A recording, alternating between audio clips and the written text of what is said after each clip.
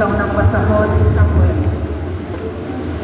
Ang Ginoo miingon kang Samuel, magsigi ba kabalamang ug subo tungod sa akong pagsalikway kang Saul, ingon nga hari sa Israel.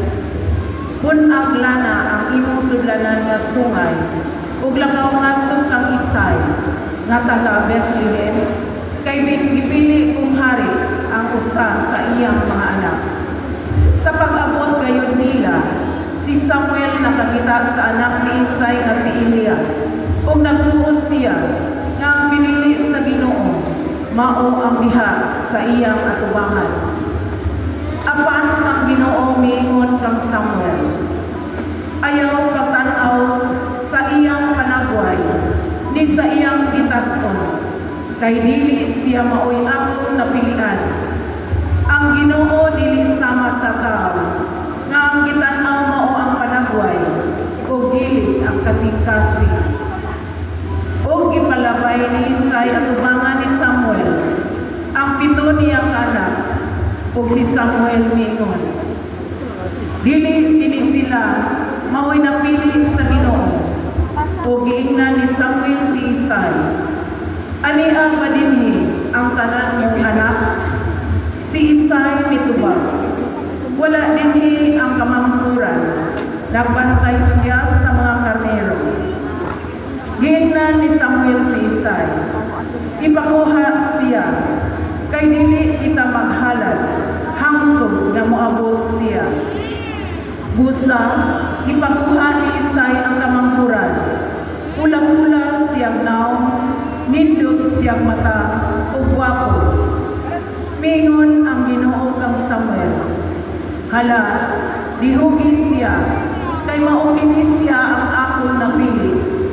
Unya, ikuha ni Samuel ang sungay nga misudlag lana, ug iyang gidihugan si David, atubangan sa iyang mga igsoon, ug mikunsan kang David ang Espiritu sa Ginoo, ug napabilin kini kaniya sungkat niadtong adlaw.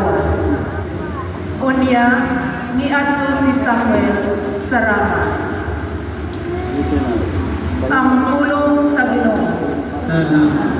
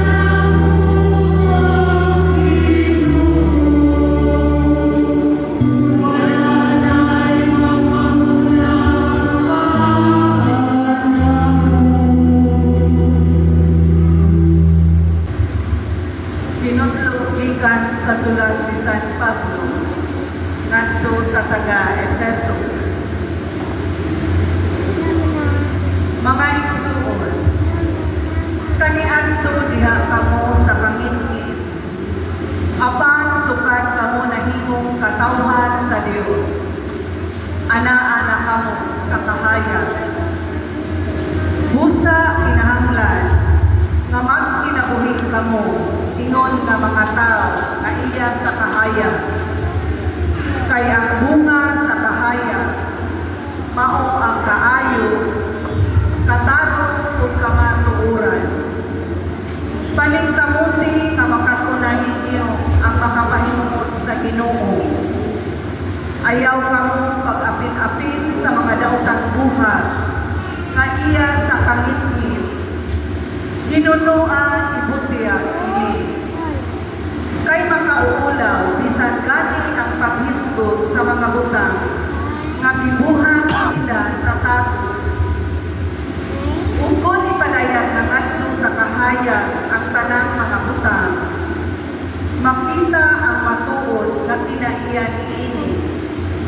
Kay ang tanang madayag, mahimong kahaya, busa giingon, pagmata na hingatulog, bangon gikan sa mga patay, ug danagan ka ni Kristo.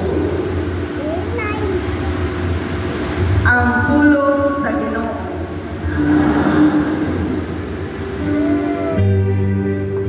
Ang Ginoo malaka ninyo.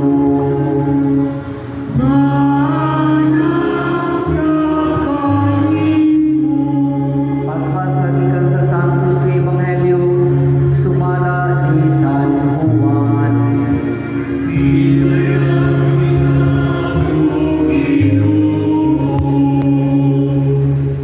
Samtang naglakaw si Jesus, nakita niya ang sa katawo nga buta, sukad pa sa iyang pagkahimugso.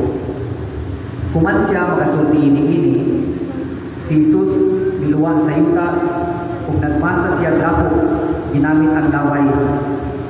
Unya, gidhira niya sa lapok ang mata sa tao o giingnan. Lakaw, panghilamos dito sa linaw sa Siloe. Kining ngalanan nagahulugan pinadala. Busa milakaw ang tao ug nanghilamos ug unya ibalik siya nga makakita na. Unya ang iyang mga silingan ug ang mga tao nga nakakita kaniya nga nagpakilimos sa wala pa siya maayo nangutana. Dili ba mao kini ang tao nga kaniadto nagtunay lingkod ug nagpakilimos? May mingon, mao kana siya. Apan ang uban mingon, dili, pareho lamang silang itsura. Busa ang tao bitukan, ako bitaw. Kunya, ilang gidala ngadto sa mga Pariseo, ang tao nga kaniadto buta. At nang ipapahulay kadto sa pagmasa ni Jesus lapo, ug sa pagbukan niya sa mga mata sa buta. Kunya, ipangutana pag-usap sa mga Pariseo ang tao kung unsa niya pagkakita. Ug siya mingon kanila, gibutangan niya lapo ang akong mata, ug unya nanghilamos ako, ug karon makakita na ako. Pipila sa mga Pariseo ingon, ang nag-ayo kanimo dili gikan sa Dios. Kay wala man siya magtuman sa balakod, may tungod sa adlaw ipapahulay. Apan ang uban mingon, kung saan man sa usa ka makasasala, pagbuhat sa pagmilagro nga sama niini, o nabahin sila. Busa nangutana pag-usap kaniya ang mga Pariseo. Nag-ingon ka nga ipabukan niya ang imong mata. Kung tinuod kini, kung sa may imong ikasulti, may tungod kaniya. Ang tao, mitubag. Siya, usa ka propeta. Sila mitubag. Natawo ka kung nagtubo diha sa salat. Kung karon magpaluma-lumakad, tudlo ka namo. Ug siya ipalagpot nila sa sinaguga. Si Jesus nakabalita na siya ilang ipalagpot sa sinaguga. Kunya nikita niya ang tao ug ingnan. Mituo ka ba sa anak sa tao? Ang tao mitubag, Sir, tug-ani ako kung kinsa siya, aron magtuwa ko kaniya. Si Jesus mingon, nakakita na ikaw kaniya, ug siya ang nagigsulti kanimo karon. Mituo ako, Ginoo, ang tao miingon. Ug unya giluhod siya sa atubangan ni Jesus. Ang Ebanghelyo sa Ginoo.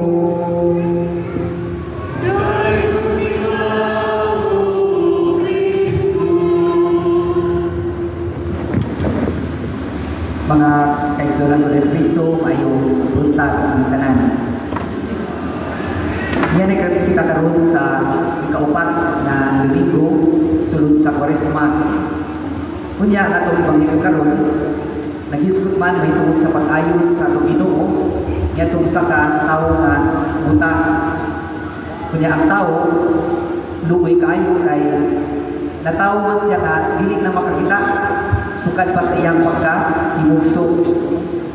Nya human siya giayo sa Ginoo sa diha nga iyang nahimamat ang Ginoo, mituo siya sa Ginoo, niluhod siya sa tubangan ni Jesus.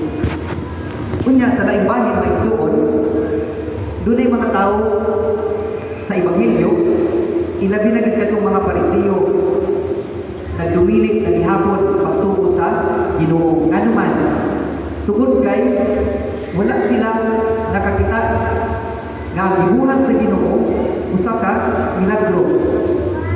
Dili sila makadawat nga usa ka kahibulungan nga hitabo ang gibuhat sa Ginoo. Samot na nga wala sila nakakita sa kaayo ug kaluoy sa Dios. Gani ila pa nga gipakasayo ang Ginoo sa maayo niya nga buhat. Kay lagi patud pa nila nagtrabaho sa adlaw nga ipapahulay. Makaingon ta kadtong mga tawhana, wala kini kaluoy labi na kadtong buta nga usa ka tawo nga nag-antos pag-ayo. Muna nga kadtong mga tawhana, kadtong mga Pariseo, makaingon ta buta usab sila sa lain nga bahin. Kung sasakyanan pa ni, itawag na siya o blind spot. Kana bitaw mga bahin sa sakyanan nga ang driver dili makakita. Yun anak po kita sa atong kinabuhi. Doon na po kita nagdahan ng mga blind spots sa mapananglit ninyong mga managtiayon. Usahay kung mga mana nga magsigig yaw-yaw sa asawa kay walay ibuhat. Samtang matod pa nila, sila kapoy ayo kay sila nangita o trabaho. Yan yung istorya, usa ka mana nag-ampo. Sa iyang pag-ampo, tingon siya nga, Ginoo, kanang kapoy kay ko sa akong pagtrabaho, samtang ang akong asawa naara diri sa bahay, hayahay kay siya. Muto nga, ingon ang bana nga, Ginoo, kung sa may maayo, magbaylo ka lagi sa among asawa. Itubag bitaw ng Ginoo, hala sige, ugma kuhod, baylo, ikaw na'y asawa, siya na'y bana. Muto nga pagmata niya, siya na'y asawa, sa iyo kay sinumata, alas 5 pa sa buntag, mata na siya, nag-atiman sa mga bata, naglugag og pagkaon, kunya, hatod sa mga bata ato sa eskwelahan, balik sa subay, naglimpyo sa subay, kunya, naghugas ng mga plato, kunya, naglaba, kunya, pagkahapon, kuha na sa bata, lungag na po, andam sa panhapon, dantan, tulong ang bulan, nakarealize siya na, uy, dili man day lalim, ini trabaho sa asawa, sa kasawa, muto nga, ampo na mo siya sa Ginoo, nakaampo ko, dili man ay sayon ang kanang papel sa usa ka asawa. Pwede ba o magbaylo na mo di na lagi ko reklamo. Ako na po'y bana niya kaning akong asawa balik sa iyang pag-asawa. Gitubag sa Ginoo nga o sige pero dili pa na mahimo karon. Unong pa ka bulan kay karon ikatulo pa bulan sa iyong paghabdos tagam. Katilaw din siya kung sa'yo pagmapdos na dili di ay sayon blind spots. Sa inyong pagkainahan pananglit, usahay ang mga ginikanan hatag lang sa usay ipangayo sa anak para di maglanas ang mga bata.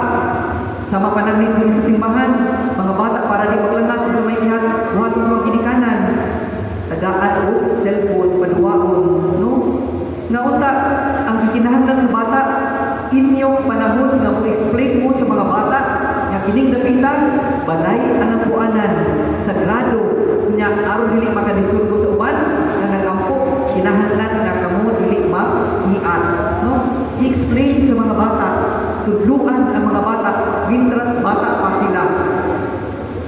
Diha sa trabaho, dunay uban nga maayo kaayo liman og dagko nga sweldo. Kunya bukas advance pa. Kunya inig trabaho ligoy kaayo. No? Sa atong tagsa-tagsa ka mga inaiya o personalidad, usahay magtuutan nga maayo tag tawo. Apan mupilit ta kung kinsay atong tagdon. Maayo lang ta sa atong mga suod o mga higala, mga blind spots. O kita rin tanan, duna ni anak, kinsa man nato ang walay blind spots sa atong pagkatao. Nagtukutan, nasaktutan, sa tangabban, maoy, sanan, mauna ka hindi kupisan, ang sala sa bang tao, may tutukan, Padre, bigisunin ko Padre, kaya nakasala ko, saon ka ng akong bana, panahugog mga kaayo, ng akong mga silingan, pwede ka chismusa, na ka ng akong mga anak, pwede ka padlungon, no? Ang sala sa uban mo'y gitugan, dili ang kagalingon nga sayo o sala. Ngadto sa Ginoo, usahay, magmahay ta, gawa ta, natagi sa atong ipangayo. Nakalimot kita sa daghang grasya na atong nadawat gikan sa Ginoo. Mga blind spots sa atong kinabuhi nga gitawag usab og spiritual blindness. Karon maigsuot sa atong ebanghelyo, ang Ginoo nagtawag nato sa pagsangpit niya kay siya andam nga moayo nato sa atong mga depekto. Muna maigsuot maayo ta sa Ginoo, moingon ta, Ginoo, hatagi kami og klaro nga pananaw. Kami kanunay kunta nga makakita kanimo ug sa imong mahigugmaon nga kaayo ug kaluoy. Amen.